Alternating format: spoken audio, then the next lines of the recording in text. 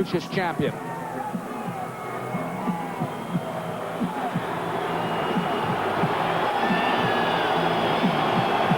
For the first time in his life in the United States, Mike Tyson emerges to a chorus of boos.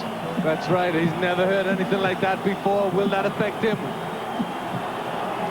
Frank Bruno has so much support here. I can't remember a fight in recent memory with this kind of atmosphere surrounding it.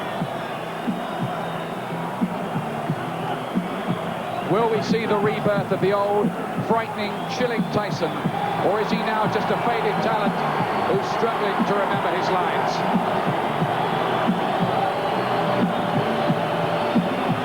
Mike Tyson, sometimes he cuts a troubled, joyless figure.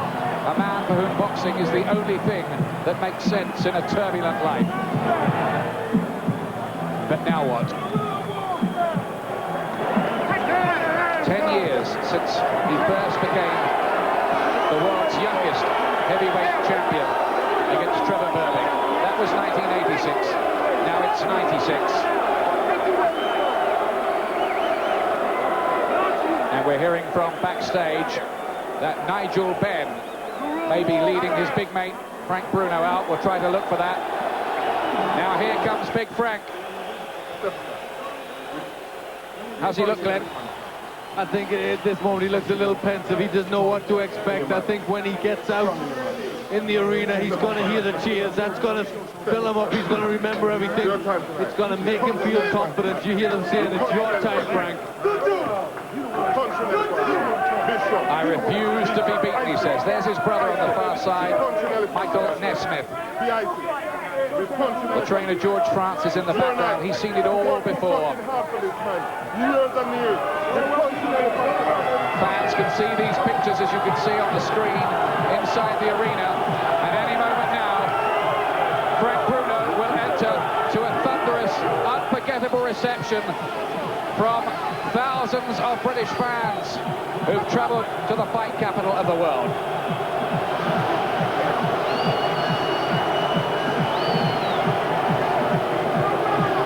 Bruno, the man once dismissed as a serial loser at this level.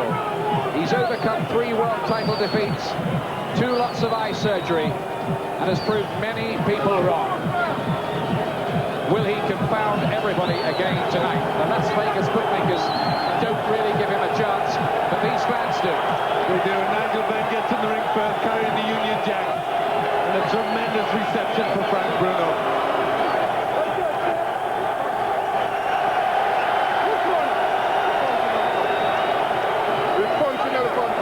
Frank Bruno reaching out tonight for the biggest win ever by a British boxer, and probably Britain's biggest sporting moment since England won the 1966 World Cup.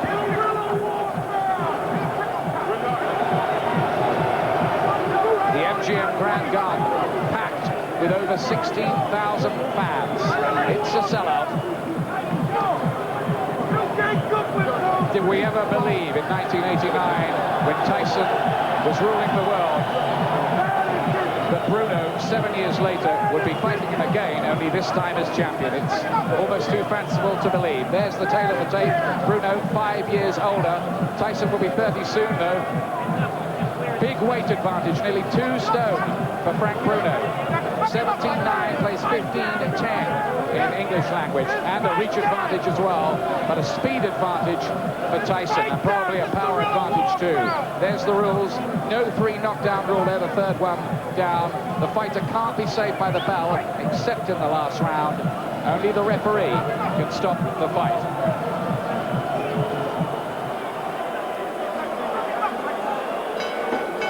Ladies and gentlemen, before we begin our action at this time, I'd like to ask you to rise for the playing of the national anthems. We shall begin with the national anthem of our visiting world champion from Great Britain.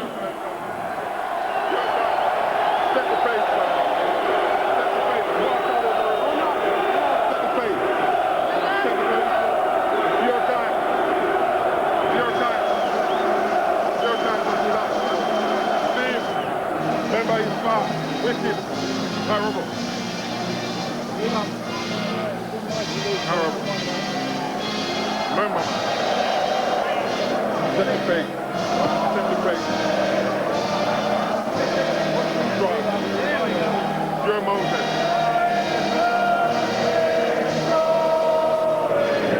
Your mountain. Your mountain.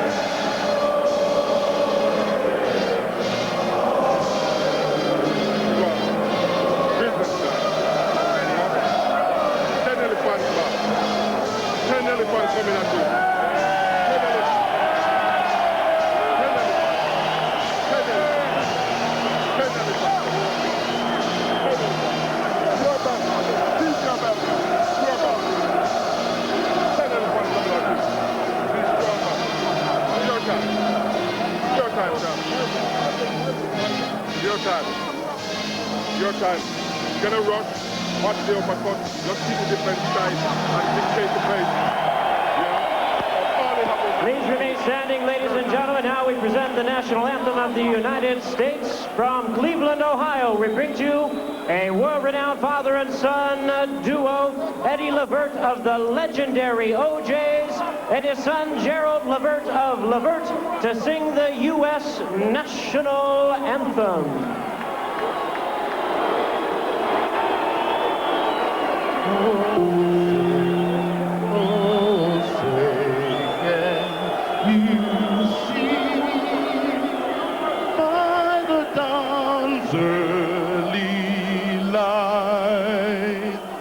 What so proudly we hailed at the twilight's last gleaming, false stars and bright stars through the perilous fight, for the ramparts we watched was so gallantly streaming, and the rockets' red glare, the bombs bursting in there, came through the night, that our flag was still there. Oh, say does that star-spangled banner yet wave o'er the land of the free and the home of the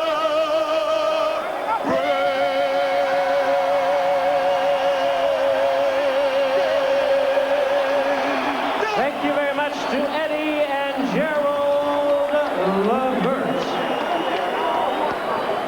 Well, ladies and gentlemen, we wish to announce, as always, on Showtime Championship Boxing, a donation of $5,000 will be made by Don King Productions and Showtime Networks to the United Negro College Fund, the National Hispanic Scholarship Fund, and tonight to the University of Nevada at Las Vegas. This donation will be made in the name of the fighter of the night, who will be chosen by a panel of expert judges at the conclusion of tonight's action.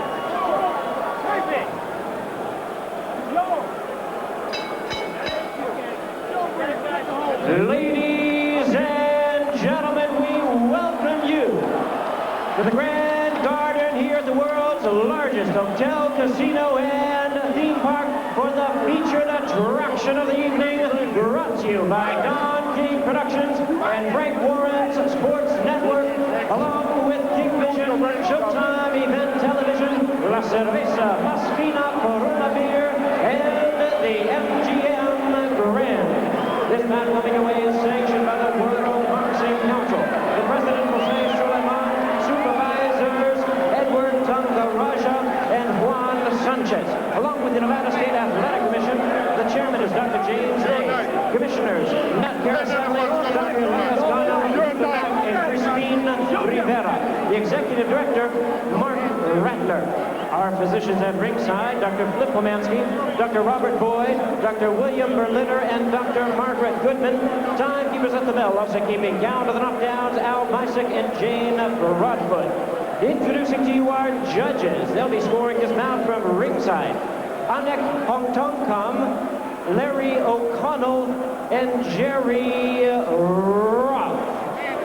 All right, fans, here we go with the main event of the evening. And now, ladies and gentlemen in attendance and boxing fans joining us around the world, it's showtime!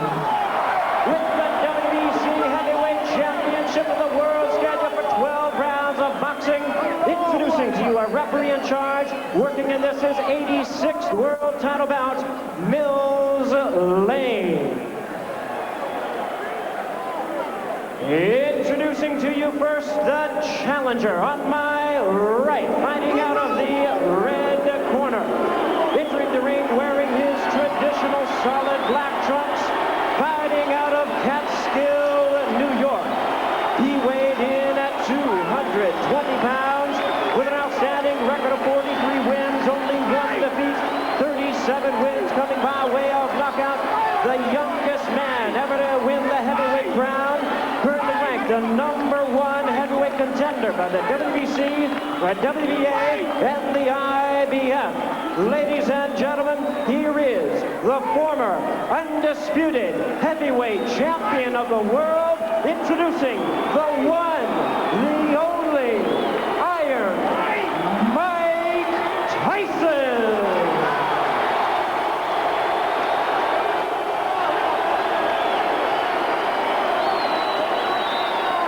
And his opponent across the ring on my left, defending world champion, fighting out of the blue corner, entering the ring wearing red, white, and blue of Great Britain. Fighting out of and representing London, England, he weighed in at 247 pounds. His record includes 40 wins, 4 losses, with 38 big wins coming by way of knockout.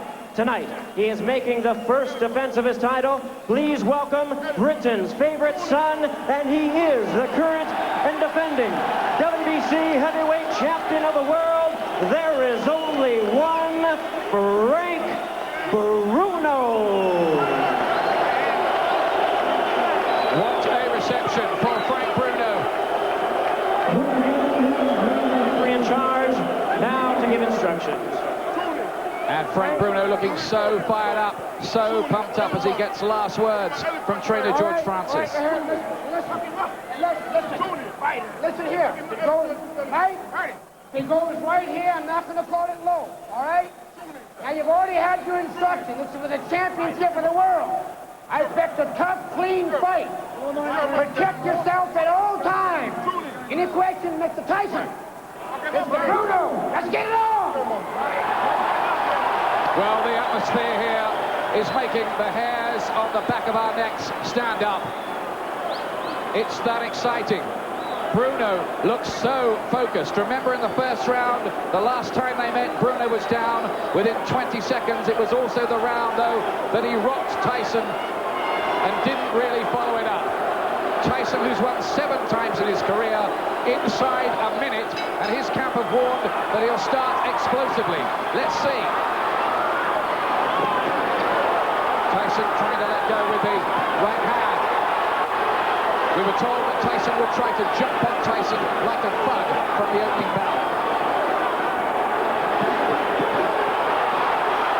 A key moment here will be what happens when Bruno lands for the first time, because Tyson hasn't really taken a punch in anger for something like 5 years. Frank really has to try and get him on a jab and hit them with the big right hand as quick as he can.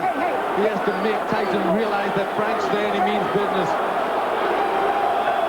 Bruno has to pump out that jab and mean it. Good body shot from him. He's outweighing Tyson by 2 stones nearly, but that was a big right hand from Tyson, and it made Bruno want to hold on. And Mills Lane warning him for the first time about holding. Tyson has accused Bruno of being a dirty fighter in the build-up.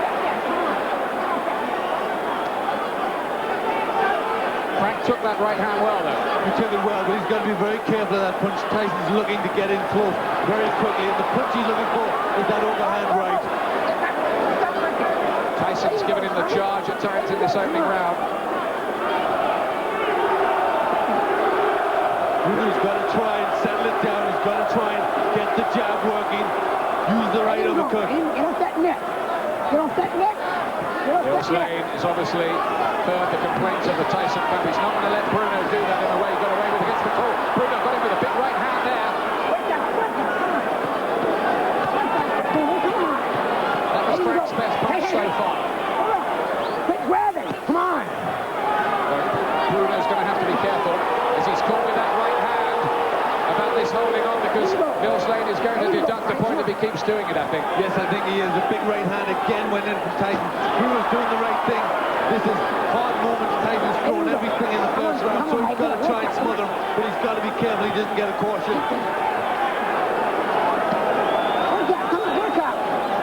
Bruno employing those newfound survival techniques to buy some time. Come on. Let's work, says referee Mills Lane. Again, Bruno looks for that right uppercut. He's trying to catch Tyson coming in, and he's landing with some decent punches inside. Clubbing, holding again behind the head, Bruno, and hitting. Tyson doesn't like it. Shoots a glance at the referee. Big right hand. Tyson and the left hand that staggered Bruno. And Bruno, well, 3 years ago, probably he would have been stopped from that point, but he held on. And he gets Tyson with a big right hand. Then a left hook from Tyson. What an opening round this is. This isn't going to last long if it goes on like this. And it looks like Frank may have a cut on the left eye. There seemed to be a little bit of blood about. Following for big overhand right hand from Tyson. What an opening round. They just swapped a word at the end of that. Everyone on their feet. Bruno was badly stuck, and he is cut. Bad cut by the left eye. Feel a punch go over your head. Come up punch. That's terrible cut by the look of him. Catching that. Yes, a very bad cut. It looked like the big right hands over the top have caused that. They're going to have to work very hard on that to stop that. George Francis working away in there. Kevin Sanders, Johnny Bloomfield there on the far side. Crisis moments for Bruno. He was hurt in that opening round. He landed a few big ones of his own. Get ahead of you, man. Be firm. So what, Mills? So what? That's the punch that could have done the damage. The big overhand right hand. You see Bruno's legs went there. Solid punches from Tyson. Anxious moments for Bruno. Second round. No knockdowns, but close to one in that first round. Tyson almost pushing Bruno over the top rope there. And I think You guys are fighting a hell of a fight. Don't get that shit in there. Come on. he wants them to clean it up a little bit. If he's right, it is a hell of a fight. And again, There you go, Tyson's right Frank. hand. He catches Bruno. This is There you go, ominous Frank. for Bruno. Yes, Bruno has to try and get the jab and some of his own big punches going. He's just allowed Tyson to land the first punch. Let him go. And he's not managing to keep Tyson away behind that left jab. He has to be pumping that out all the time, you feel. Step back. Those big arms like tree trunks. At this point, Bruno needs the time.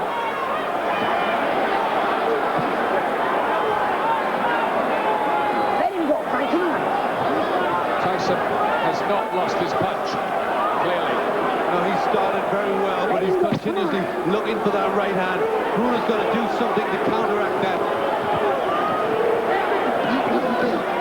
The left hook from both of them. Bruno was staggered a little bit again. He's caught by the right hand. He can't keep on taking them like this. There were two left hooks. Bruno's tense and he's not getting his own punches off. He's allowed Tyson to connect first. Again, the left hand gets through. At the moment, Tyson isn't missing with much, not when he throws the punches with real evil intent. Let him go, Frank. Let him go. Again, Bruno still a bit at sea here. He's holding on. It's bad moments. He's got to try and get his jab going. Got to get his own big punches off. He mustn't let Tyson set himself. The jab is the key. Time. feel it's going to be a warning for Bruno for the holding. 1 point up. 1 point up. Point up for Bruno. Great holding. And he had that happen to him in the first fight as well. He can't complain that he wasn't warned about it. Let him go. Let him get out. Let him get out. Come on. Let him go, buddy. Come on. Bruno's only done 1.5 rounds. He looks as if he's done about 3 turns southpaw. Let him go. Or more than 3. Let him go, Frank. Let him go. The blow flows again from the eye. Bruno landed with an uppercut there, but there was nothing behind it. Come on, Frank. Let him go. Becoming very messy. Bruno looking to hold. Come on. Come on. Tyson complains again about the holding and hitting. Good right uppercut inside from Bruno. Come on. Let him go. Get back. Come on. Bruno, who says, I'm going to do Tyson a favour and wipe him out. He doesn't want to be here. Well, Tyson looks as if he does, unfortunately. And there's another left hook that goes stunning in again. Bruno wants to buy time. Desperately holding on. He's in big trouble here. Yes, he is. He just can't find the answer to the rushes that Tyson's throwing at him. The big right hand, just the speed of punch at this point is just too much for Bruno. He's got to try and get something going. You're getting fucking slower and slower. Now listen to me, Frank. This is all you fucking wanted. Throw the uppercuts with some fucking venom, and when you hit him hard. George Francis there. Don't throw your hands Reading on him the right hand. There's nothing wrong with the eye, okay? You turned the Nothing wrong with the eye, they're saying to him, but I think he turned southpaw in that round because he couldn't see out of that left eye. Slow, don't now. Come on, you know you can win the fight. Well, fucking we'll win it, right? Okay, don't wait for him. Pop, pop, pop. The big right hand, that's the one that's doing the damage. Again, you see the legs start to go from Bruno there, and again he looks to hold. He's just not getting his own punches off. He's got to go out there and he's got to throw something back. You see the right hand missed from Bruno. Tyson comes back with punches, nothing back from Bruno.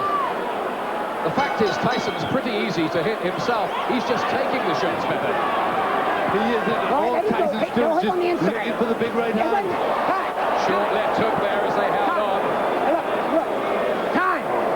Now we disqualified for holding. Fight it out, okay? Now come on, let's go. Another warning for holding no further point deduction. But Bruno can only hope really that he can somehow weather this opening blitz from the former undisputed heavyweight champion. Yes, Bruno really needs to find a decent punch here. He's got to try and stop this attack from Tyson. As soon as they break loose, Tyson looks for the attack with a big right hand. Again, Bruno momentarily turns up on the court by 3, 4, 5 punch combination. Right uppercut starting in. Bruno's in desperate trouble. It's going to be stopped. It's over. Bruno's lost his title. And Iron Mike is champion all over again. 6 years after losing his title to Buster Douglas, Tyson is the champ. And Bruno's reign has finished.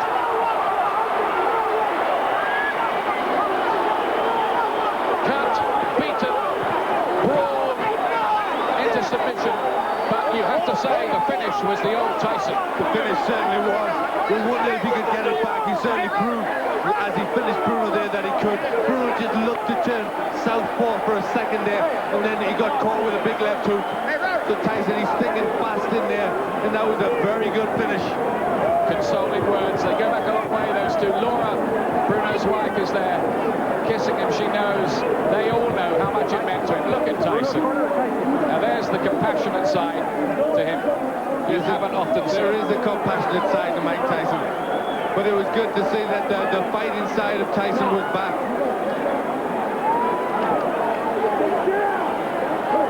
Well, it was a night of rejuvenation and rebirth for Tyson, that. It was.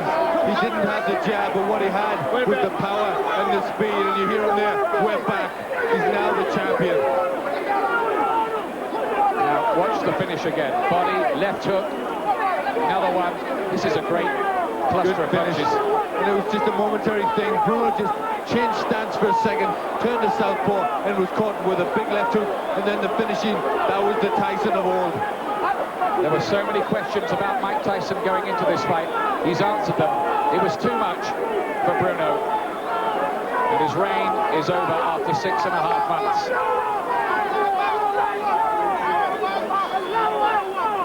And you've got to say that this was an exciting performance by Tyson, who proved all the doubters and critics wrong. Yes, and at one point there, it looked like the uppercut almost lifted Bruno off his feet. But a tremendous finish. All started with a good left hook from Tyson.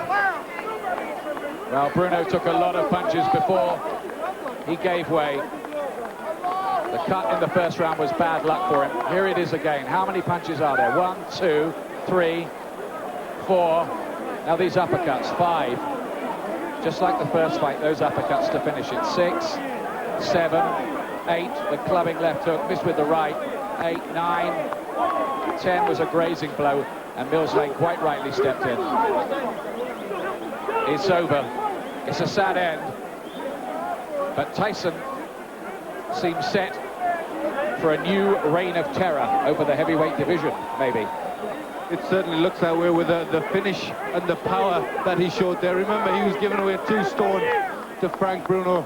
Bruno never got in the fight. The speed, the power, and it's finally the finishing that did it. Ladies and gentlemen, with a time of 50 seconds in round number 3, our referee in charge, Mills Lane, calls a halt to the contest.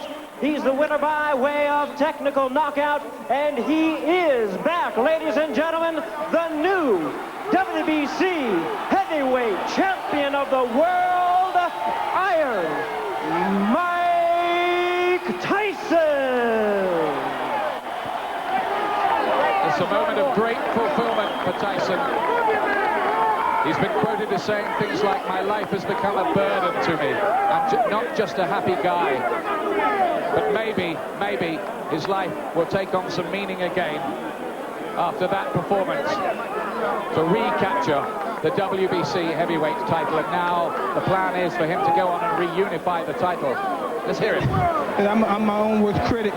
Praise be to Allah. This title is for my dear mentor, Customado, my children, Mikey, Gina, Raina. Praise be to Allah. You said you could keep on going. When I came up, you said I could have done some more. Were you having that much fun? Let's take a look at the monitor. This is the finish, Mike. Now, it's super slow. You talk.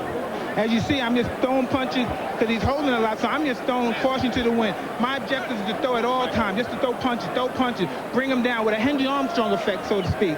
Boom, that hurt him. He's out right now. And I'm trying to catch him again. Don't stop. But I missed him. Don't stop. And they don't know. Keep coming. Boom, there you go. And there's another one. The best ever. The best ever. The best ever. Well, champ, that's what they call finishing in boxing. You are one of the great finishers in boxing. Well, I'm doing well.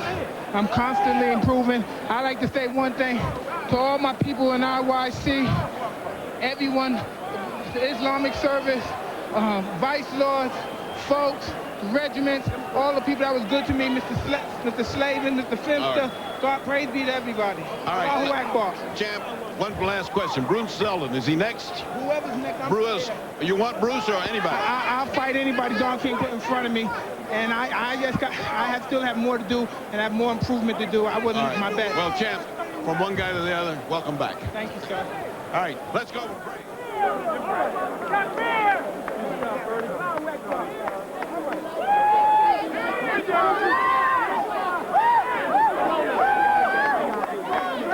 What was your game plan? It seemed as though you were content to hold on and not really have any offensive plan. I was trying to sort of like slow him down, use my weight against him, but he was a fast guy, very fast guy. I couldn't take nothing away from him.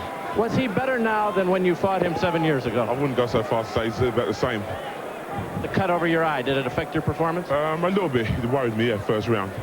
What are your plans now, Frank? I'm not too sure. I've got to have 24 hours or 48 hours to sit down with my family, my wife, my beautiful kids, and suss it out. You have been described as a guy who's like a toothache. You just keep coming back and coming back. Will you come back from this, or are you satisfied now that you won your championship after so many tries?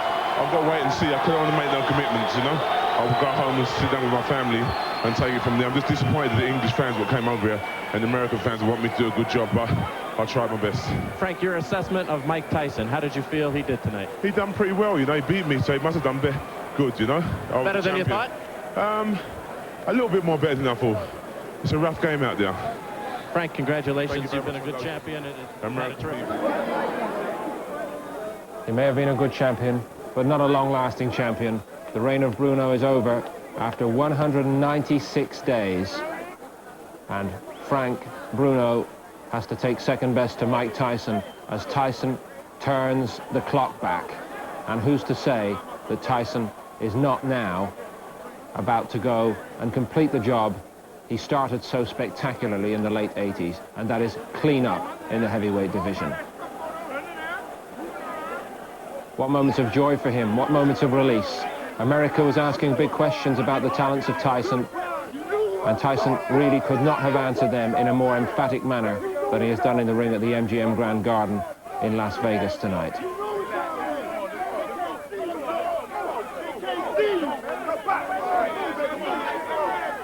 Relief mixed with elation at a job well done. And for Bruno now, a moment to pause and reflect on opportunities squandered and the possibility, surely, of a retirement at this stage after great achievements for Bruno also. Just a reminder that Quincy Taylor, the WBC World Middleweight Champion, will be bringing you his fight in just a moment or two. But there's Ian with Frank Bruno. Frank, very, very hard luck. Just give us your thoughts on what happened there. He was a good fighter. I couldn't take nothing away from him. I feel disappointed for all the fans that came over me. 7,000. I wanted to fly the flag for England, and I wanted to do much more better than I really did. But they beat me fair and square, Mr. Duck.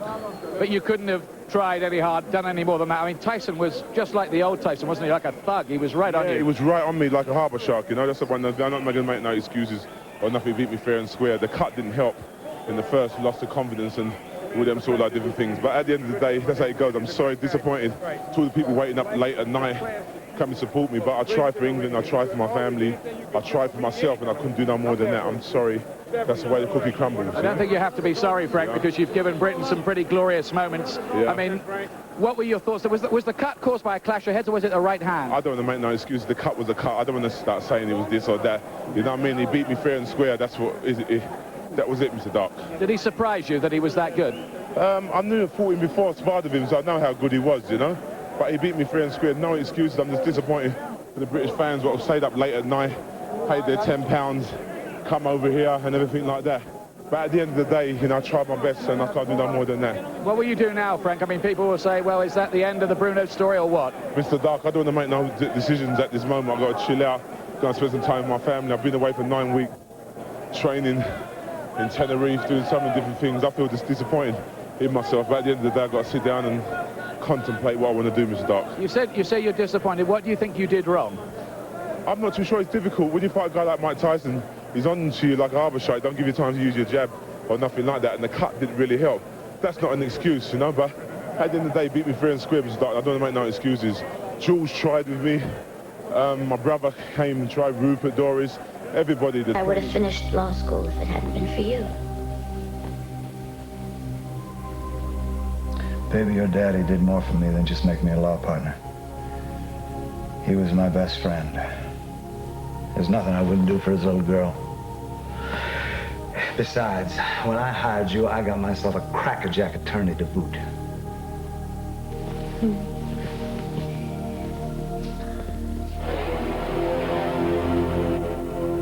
As I was saying, Mr. Burnett and I are planning a trip to the islands tomorrow. And we heard that you knew how to avoid the tourists and the red tape.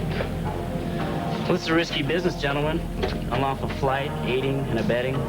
I'm looking at hard time if I'm caught. How much? $20,000 in advance.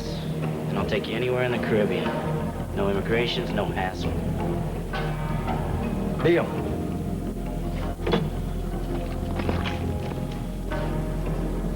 Meet me there at 2 p.m. Sure the plane is cranked up and ready to roll. We may want to hit the friendly skies in a hurry.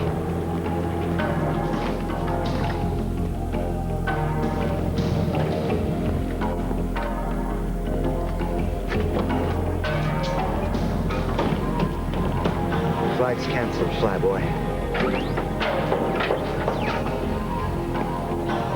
it boil 199 kilos of Columbia's best.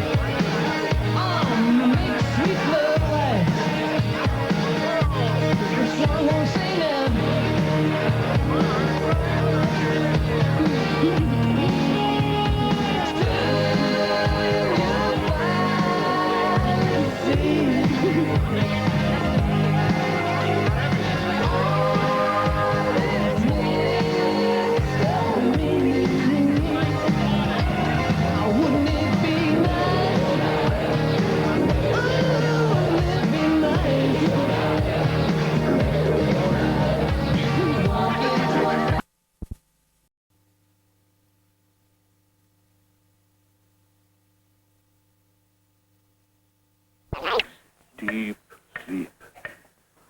A deep, deep sleep. Wasn't you wonderful? Do you think we can go, or just wait? I'll speak to him. I understand that Mrs. Latham never accepts any payment. No, we're only servants of a greater power. There's a present we'd like her to have. No, thank you. It's been in our family for generations.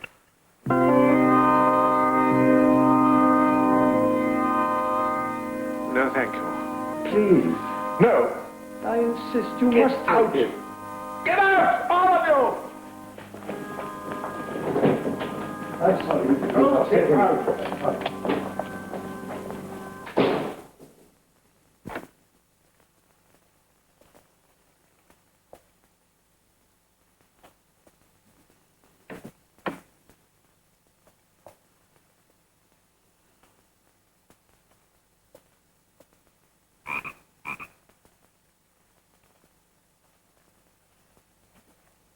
In you go, little green friend.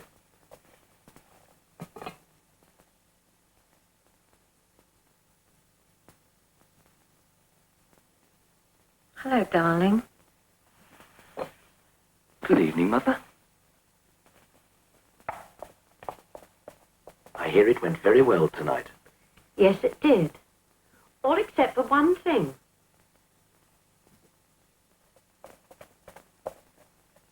I had a telephone call from the police. The word, Mother, is fuzz. I don't know what you and your gang of delinquents have been up to, but if you get into any more trouble, you're going to be arrested. The word, Mother, is busted. Oh, Tom. Tom.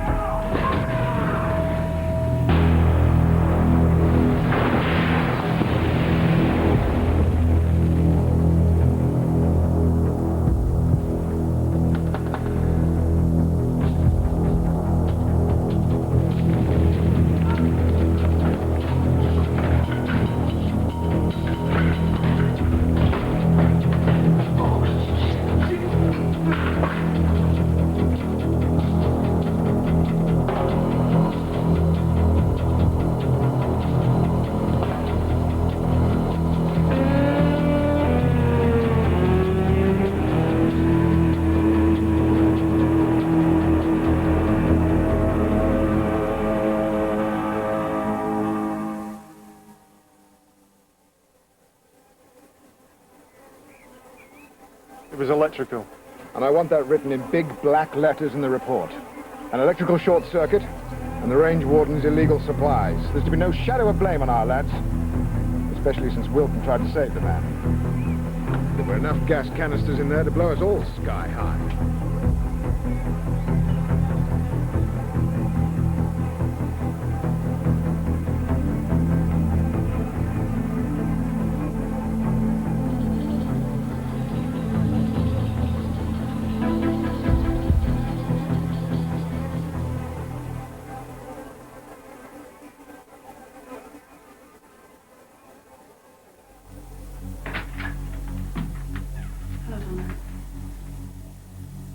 What is it?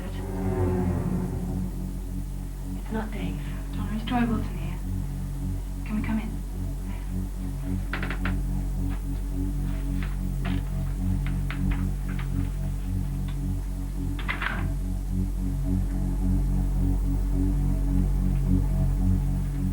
Oh, hello.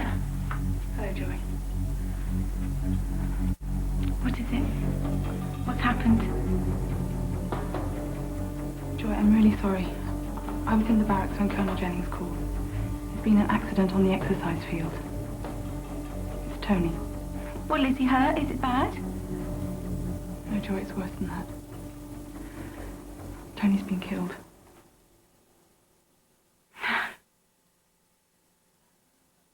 No, you can't have. Not Tone, not my Tone.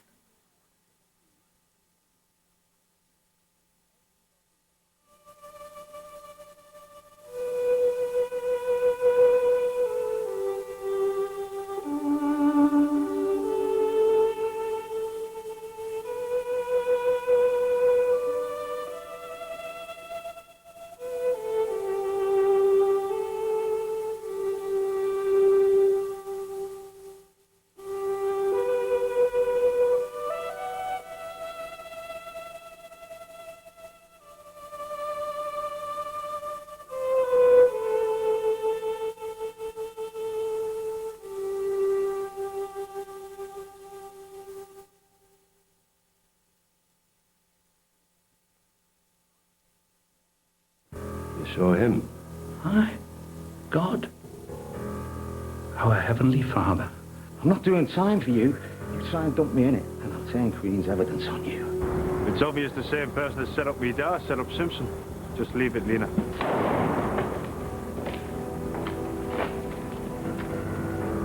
What did you do that for? Finney. No violence. Not outside my club. Thursday at 9 on Yorkshire.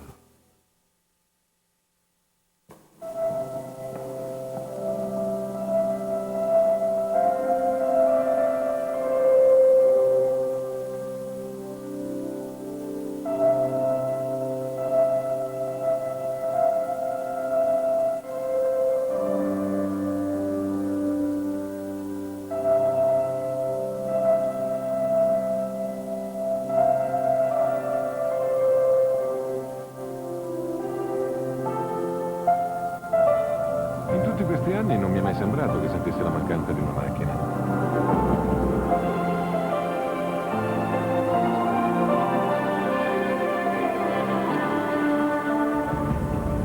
Monday. It makes all the difference.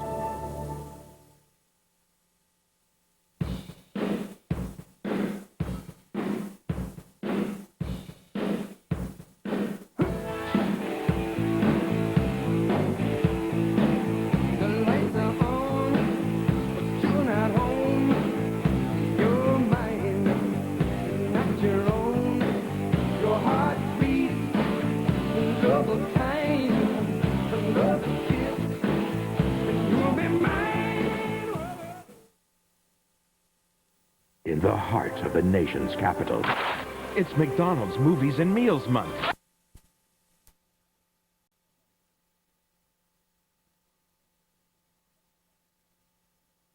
We've got things in perspective. Of course it's not. You're absolutely right then. But I do know how to handle the Jackie Ingrams of this world, believe you me. Oh, yeah, I know you do. So what are we talking about Jackie Ingram for then? I'll wait for him to turn it out.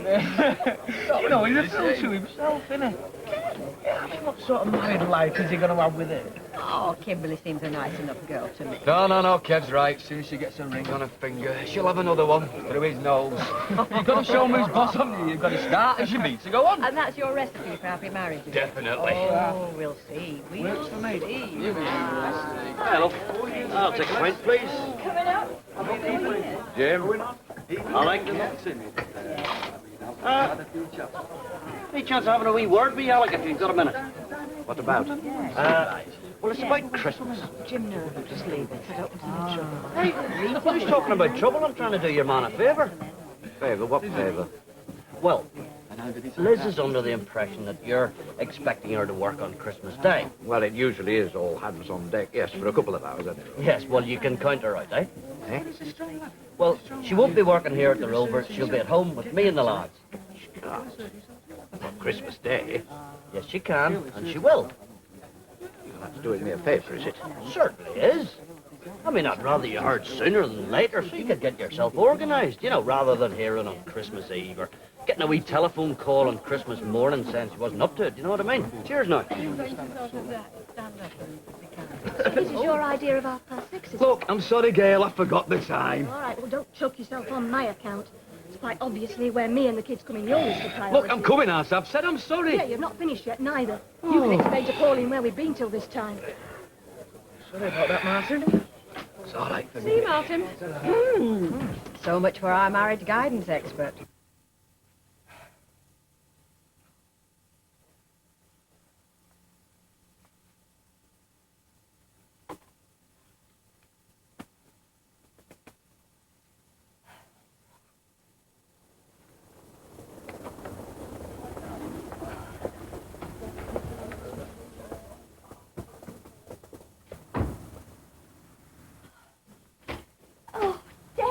Where on earth have you been?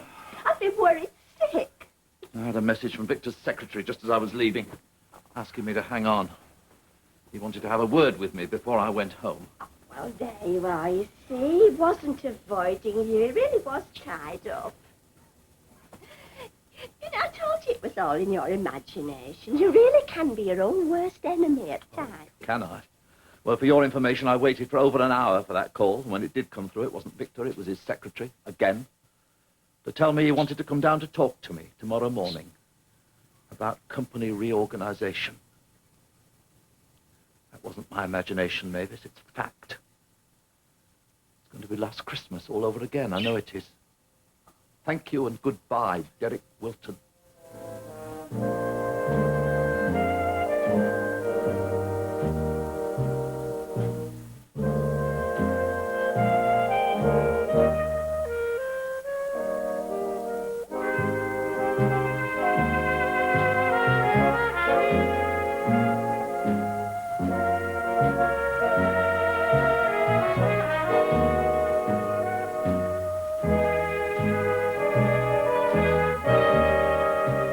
Episode of Coronation Street can be seen again on Wednesday afternoon at 3:25. Next tonight, it's comedy with Freddie and Max.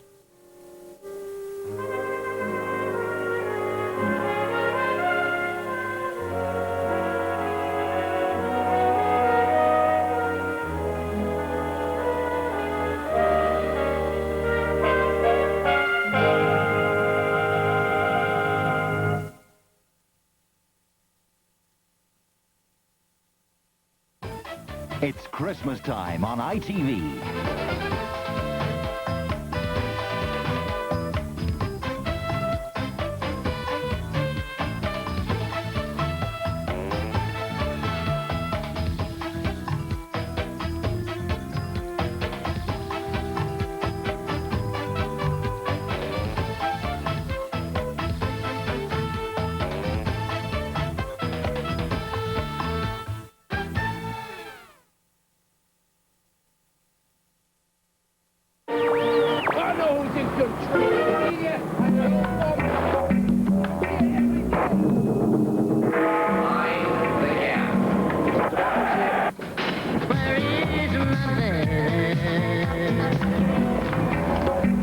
Smooth and mellow taste.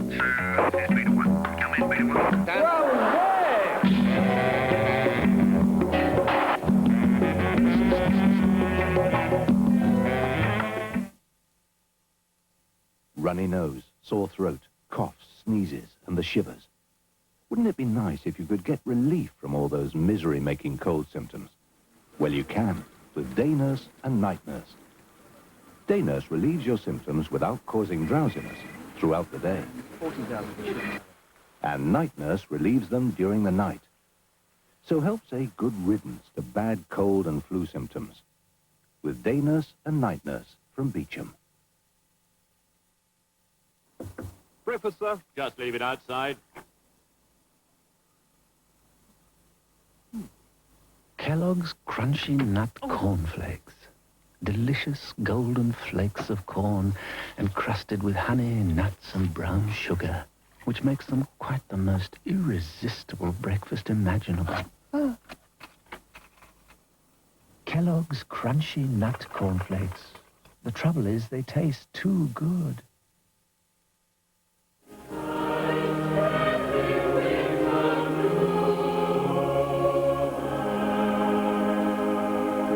Magic moments when two hearts are caring. There are masses of magic moments in every tin of Quality Street. This has been just one of them. Sharing.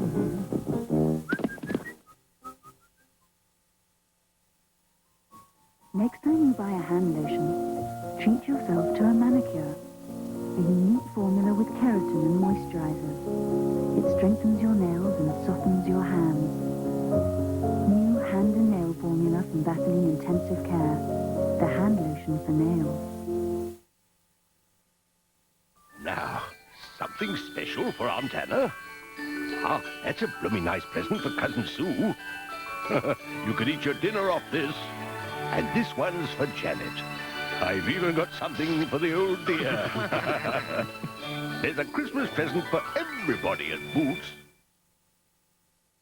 At the third stroke, the time by Accurist will be 10:10.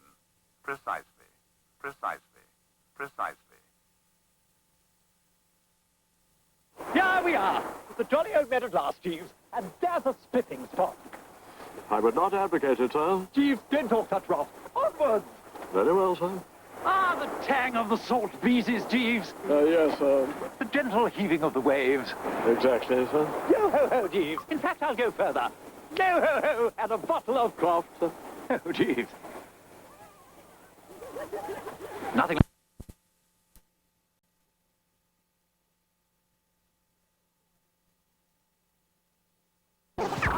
Just call it quits, okay? I would have kept my word. Oil and water, Constable. Does that mean a dance is out of the question? Dunno. I'll have to ask my mother. Read to me, you are that tree that grows from strength to strength. 'Cause I'm truly rooted, yes, I'm suited. Oh, I'll give you 5 good reasons more, and for all those caring and sharing ways you brought. Yes, you brought into my life. I can give you twice as much. I'll give you 5 good. Him and Rich went for a beer when they left the art gallery. Muller draws something on a piece of paper. I don't know, some kind of plan. Then hands it to Rich. My 2 boys did not want to get any closer, Frank. We're looking at an art theft for sure. You find out where Nathan lived? Come on, Frank, I've had a busy day. Do it now, Joe. Sorry, Captain, I'll get right on it. And put a watch on his place. Oh, I'm sorry, I got carried away. Have we got enough bods to do that? And cover Ronnie, Rich, and Muller. Pushing it, Frank. Hell. How do they manage on the CID? I've got men on Carrillo, Muller, and Rich. DC Spink tells me the Kane family have been out at Delia Rich's health farm. Jerry, I just don't have the manpower to get a grip on this operation. Muller's got form. FBI just came through. Real name? FBI Special Agent Henry Kenyon Lassiter, until 3 years back, when a security review found it undisclosed assets of $3.7 million. Lassiter refused to explain how he'd acquired the loot, and they showed him the door. What did he do at the FBI? Security of sensitive buildings, anti-intruder devices.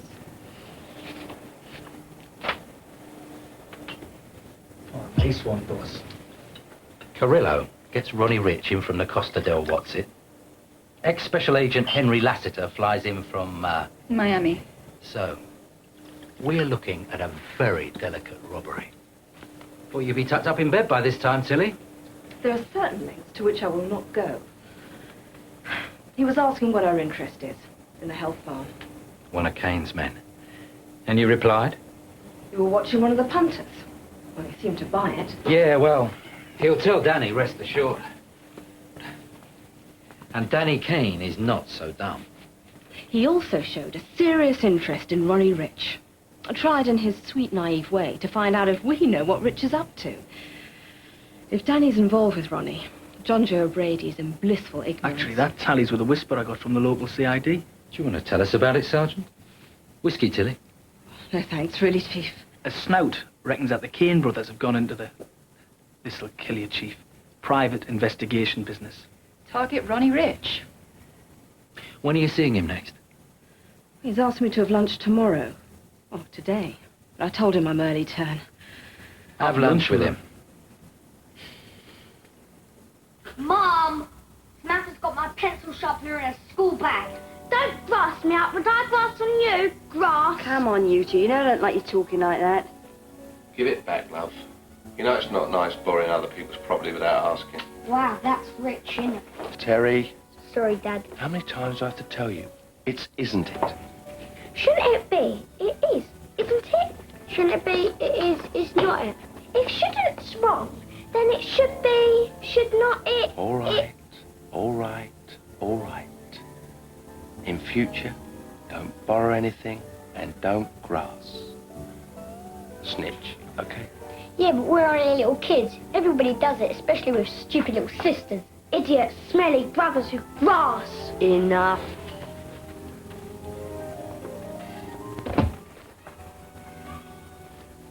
Dad, What?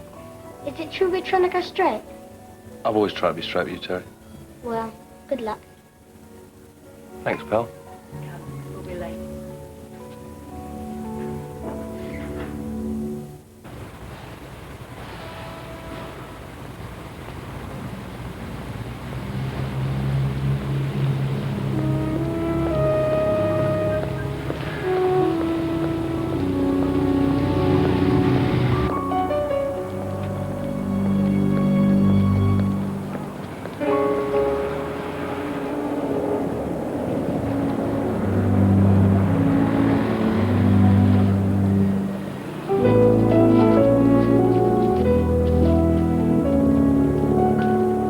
Morning, ladies.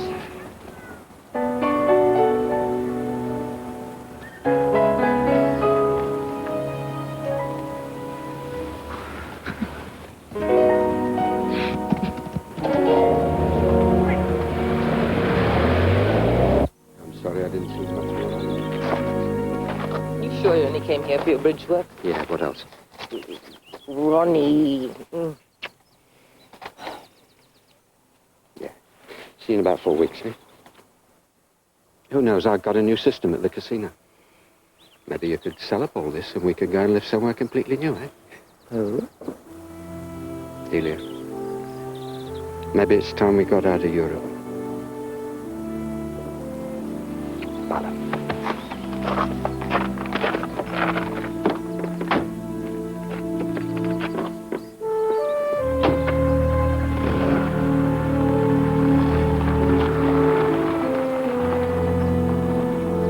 Oh, thanks, Bill.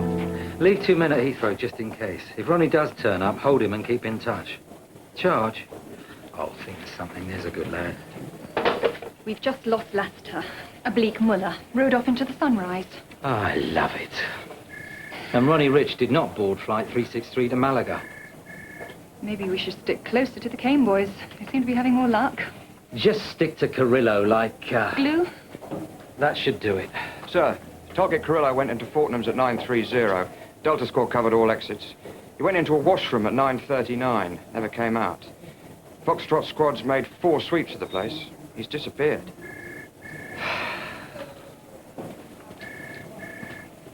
There are times, Elizabeth, when I feel like taking a job in a car wash. You know you don't mean that. I'm not so bloody sure. Oh, you should have seen it, Danny. It's a beautiful professional move. Talk about timing. And the look on the faces of the police who were following him. Good dear. Hi-ho, silver away. Yep. Oh, and Ronnie Rich didn't catch the plane to Malaga. Called in to see Delia, said goodbye, then disappeared. Do you know anyone with access to the Malaga flight computer? Well, I know a chap in the Heathrow. Or plead compassionate grounds. Well, if we can stop our client's beloved from committing a criminal act, then I suppose that is compassionate grounds. Well, in that case, find out if Ronnie Rich has changed his flight. If so, when. Also, your Phantom Horseman. Find out if he's booked himself on a flight back to the States in the near future.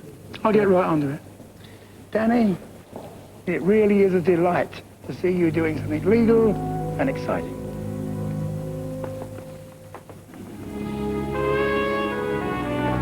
And you really would have made a wonderful... Frank. Well, I don't suppose the boss would mind me telling you.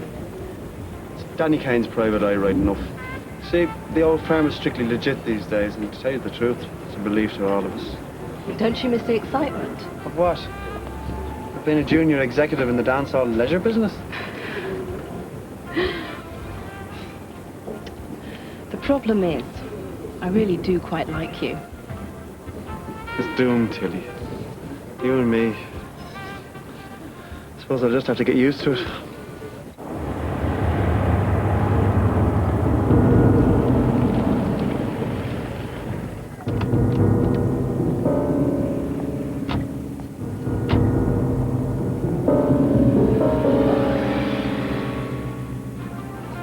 Is it Ronnie Rich you're working on?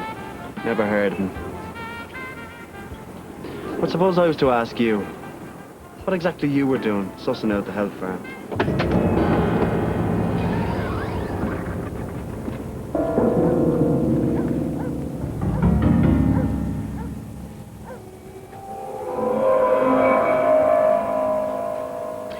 The only odd thing I found was a receipt for 2 firemen's uniforms. Okay, well done, Joe. Stick with him.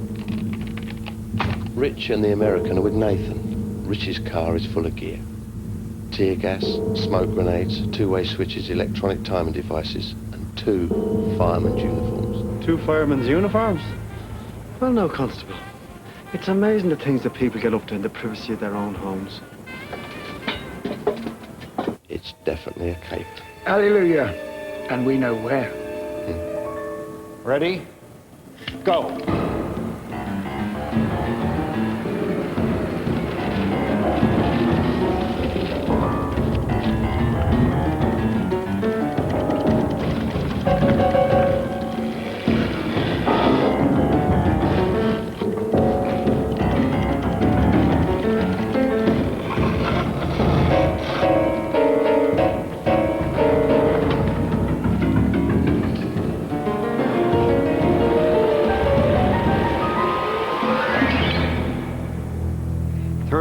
Seconds. Hey, kid, that's terrific. How about that? When do we do it for real? Put you in place very early tomorrow. Excitement starts at 11:07. Precisely.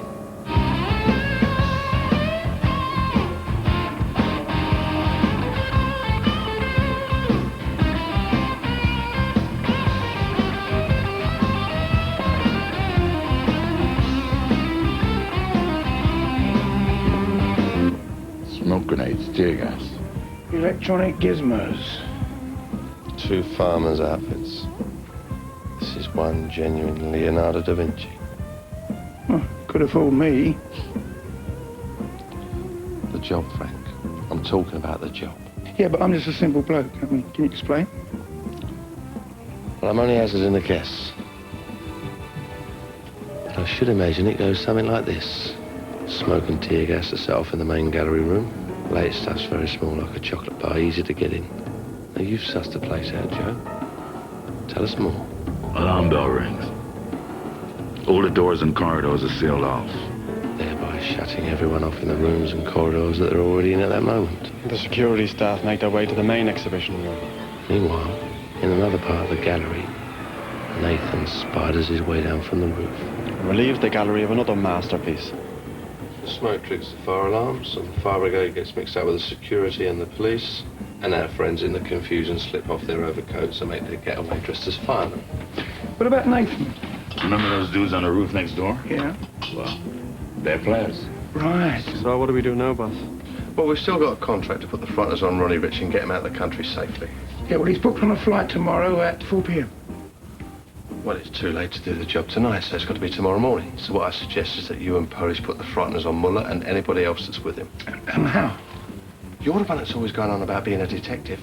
Dressed as a policeman. Yeah. When? Tomorrow at the art gallery. And you, Danny, what about you? John Joe and I take care of Nathan, won't we, John Joe? All right with me, boss.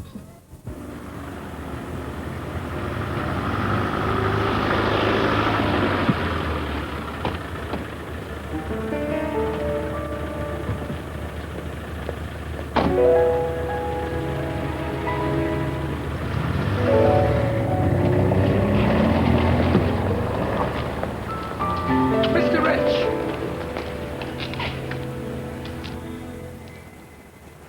Not me, mate. And Mr. Muller, I believe. I'm not with him. Who are you? I'm Detective Chief Superintendent Hare of the Serious Crime Squad. And I've reason to believe that under your raincoats, you're wearing the uniforms of the London Fire Brigade. Can you open your coat, sir?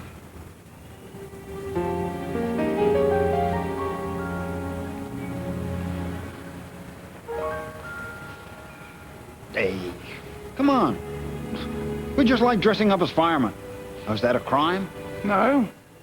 But carrying smoke grenades and tear gas canisters most certainly is. Oh, my God. However, I hate paperwork. I'm not with you. Well, I've got a car here.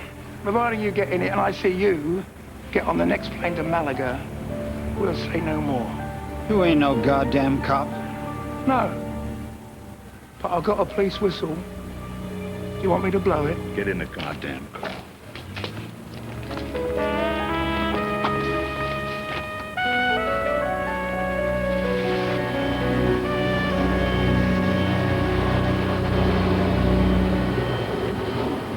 There. You see, Joe? £5,000 bonus, honestly earned, and no one broke the law. Kind of gives you this warm feeling inside, eh, Father? Yeah. Hey, and it's Frank. You know that. Just Frank. Come on. Hey, £5,000. Whoa. There has been a daring robbery at a London art gallery.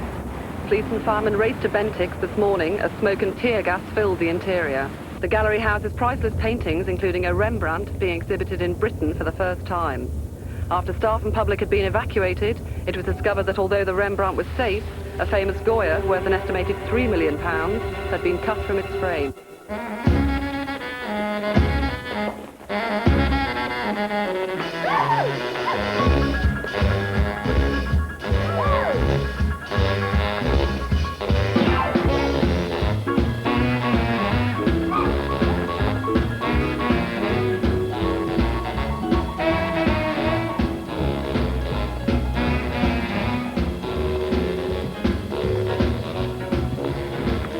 So you got Ronnie safely out of the country? Well, you're a saint, brother. And you are a two-bit thief. Come on, Frank. Fair's fair, hardly two-bit. It was too good to resist. What's with the suitcase? Are you going somewhere? From whence I came. Danny, I thought I could change things around here. But you have. You've changed a lot. Look, I'm just a simple priest. What? I thought you made this place your parish. Yeah, so did I. Listen, the deeds are in the safe. The place is yours.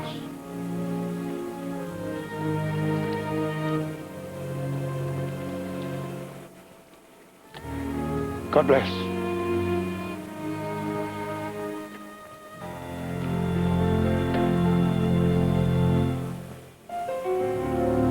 Frank.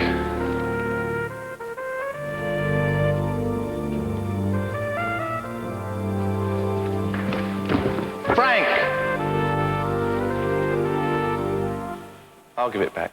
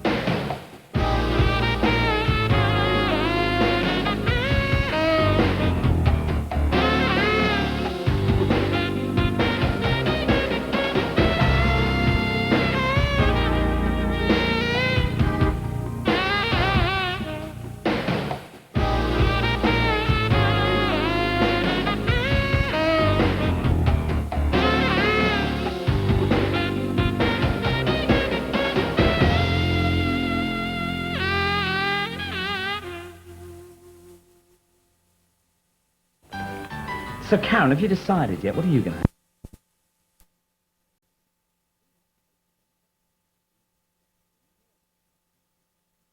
to... In, we don't see her do anything that people more sophisticated than the board of the Motion Picture Association of America would regard as particularly vile. In fact, the film is really about Anais and Henry.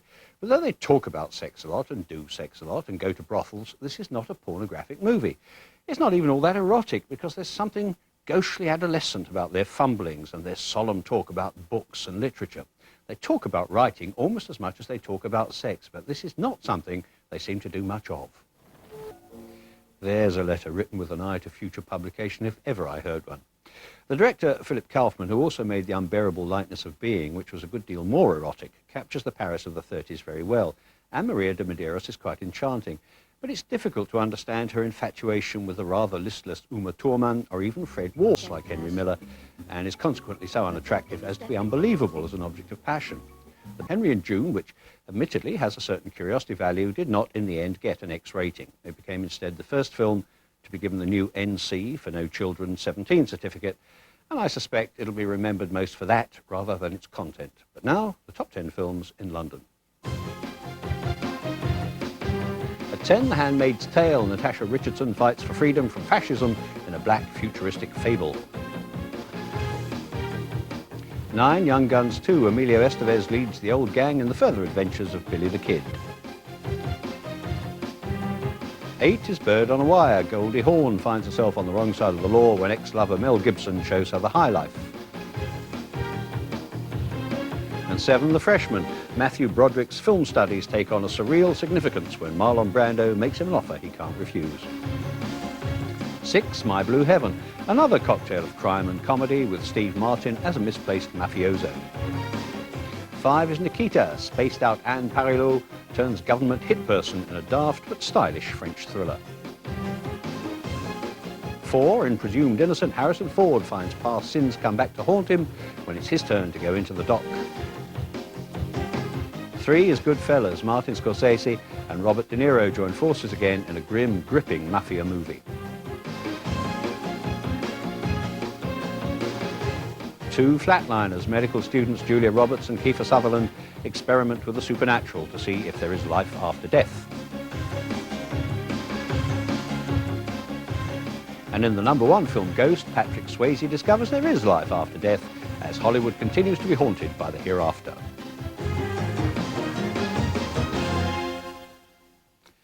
It seems like only last week, actually it was only last week, that I was talking about the rare pleasure of happening upon a film that turns out to be a totally unexpected delight. What I was referring to then was Maurizio Nicchetti's The Icicle Thief, and now I have another unexpected delight to bring to your attention. Pleasure in the cinema is not as rare as it used to be.